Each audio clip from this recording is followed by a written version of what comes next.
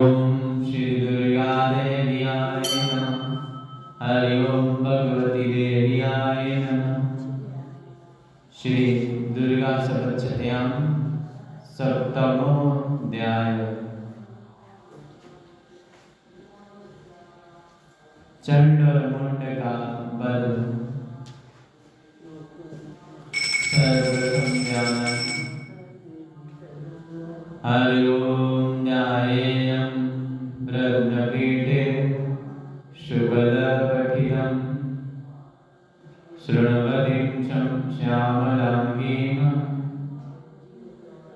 नयस्ते गाढग्रीं सरोजे शशिशकला शकलदलं बलकीं बलयन्तीमः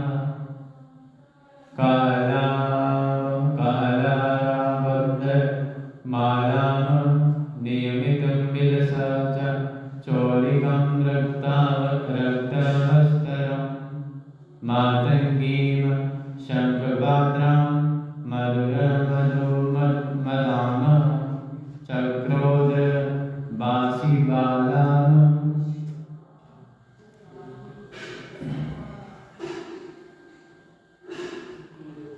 श्री ध्यान में कहते हैं, मैं मातंगी देवी का ध्यान करता हूँ। मैं रत्नमय सिंहासन पर बैठकर पढ़ते हुए तोते का मधुर स्वर सुन रही है। उनके शरीर का वर्ण श्याम है।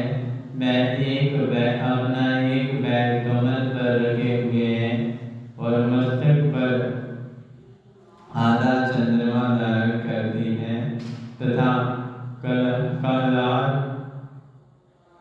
पुष्पों की माला धारण किए वीणा बजाती है। उनके अंगों में कसी हुई चोली शोभा पा रही है और वह लाल रंग की साड़ी पहने हाथ में शंखमय पात्र लिए हुए है और उनके बदन पर मधु का हल्का हल्का प्रभाव जान पड़ता है और ललाट में विवेंदी शोभा दे रही है। ऋषि कहते हैं, तदंतर शुंभ की आज्ञा पाकर बैचंड और मुंड आदि दैत्य चतुरंगनी सेना के साथ अस्त्रों शस्त्रों से तैयार होकर चल दिए। फिर गिरिराज हिमालय के स्वर्णमय ऊंचे शिखर पर पहुंचे और उन्होंने सिंह पर बैठी देवी को देखा। वह मंद मंद मुस्कुरा रही थी। उन्हें देखकर दैत्य लोग तत्परता से पकड़ने का प्रयास करने लगे। किसी ने धनुष उठा लिया, किसी ने तलवार संभाली और कुछ लोग देवी के पास आकर खड़े हो गए। तब अंबिका ने उन शत्रुओं के प्रति बड़ा क्रोध किया। उस समय क्रोध के कारण उनका मुख काला पड़ गया और ललाट में भौहें टेढ़ी हो गई और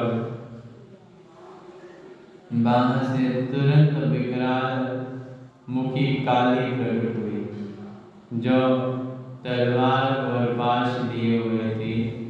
वह विचित्र खड़बांग धारण किए और चीते के चरम की साड़ी पहने नर मुंडों की माला से विभूषित थी।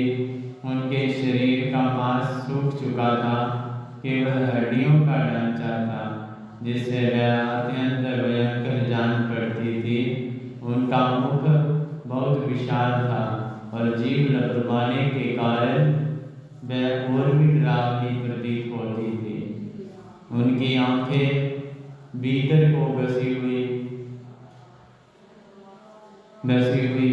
और कुछ लाल थी। वह अपनी भयंकर गर्जना से संपूर्ण दिशाओं को गुंजा रही थी। बड़े बड़े दैत्यों का वध करती हुई वह कालिका देवी बड़े वेग से दैत्यों की उस सेना पर टूट पड़ी और एक क्षण उनको सबको भक्षण करने लगी।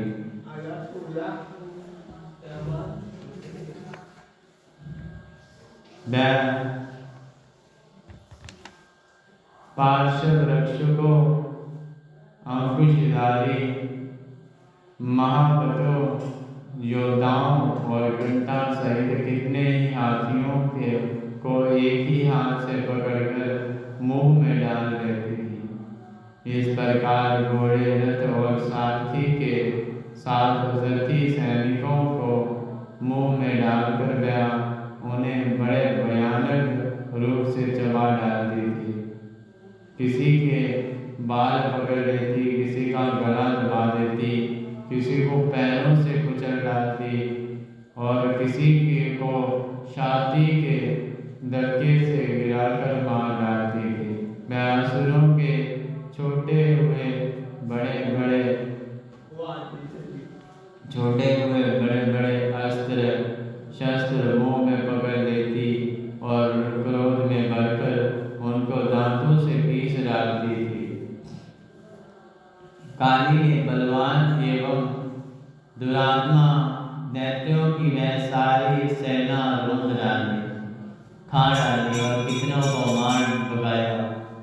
कोई तलवार के गांठ उतारे गए, कोई खड़वांग से पीटे गए और कितने ही असुर दांतों के अग्रभाग से कुचले जाने के कारण मृत्यु को प्राप्त हुए। इस प्रकार देवी ने असुरों की उस सारी सेना को क्षण भर में ही मार गिराया। ये देव चंड उन अत्यंत भयानक काली देवी की ओर दौड़ा तथा महादैत्य मुंड ने भी अत्यंत भयंकर बाणों की वर्षा से तथा हजारों बार चलाए हुए चक्रों से उन भयानक नेत्रों वाली देवी को आच्छादित कर दिया।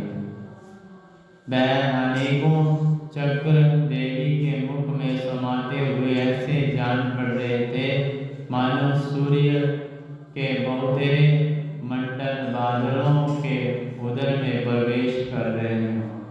तब भयंकर गर्जना करने वाली काली ने अत्यंत क्रोध में भरकर विकट अट्टहास किया और उस समय उनके विकराल बदन के भीतर कठिनता से देखे जा सकने वाले दांतों की प्रभा से वह अत्यंत उज्जवल दिखाई देती थी।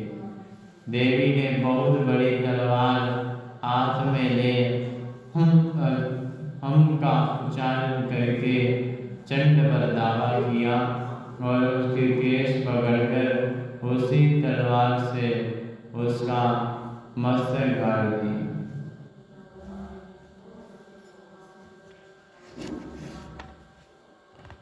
चंड को मारा गया देखकर मुंडवी देवी की ओर दौड़ा। तब देवी ने क्रोध में भरकर उसे भी तलवार से घायल करके धरती पर सुला दिया। महापराक्रमी चंड और मुंड को मारा गया देख मरने से बची हुई बाकी सेना डर से व्याकुल होकर चारों ओर भाग गई। तदंतर काली ने चंड और मुंड का मस्तक हाथ में ले चंडिका के पास जाकर प्रचंड अट्टहास करते हुए कहा, देवी मैंने चंड मुंड नामक इन दोनों महापशुओं को तुम्हें भेंट किया है। अब युद्ध भूमि में तुम शुंभ और निशुंभ का स्वयं भी वध करना। ऋषि कहते हैं, बाहर लाए हुए उन चंड मुंड नामक महादैत्यों को देखकर कल्याणमयी चंडी ने काली से मधुर वाणी में कहा, देवी तुम चंड और मुंड को लेकर मेरे पास आई हो, इसलिए संसार में तुम्हें चामुंडा के नाम से जाना जाएगा।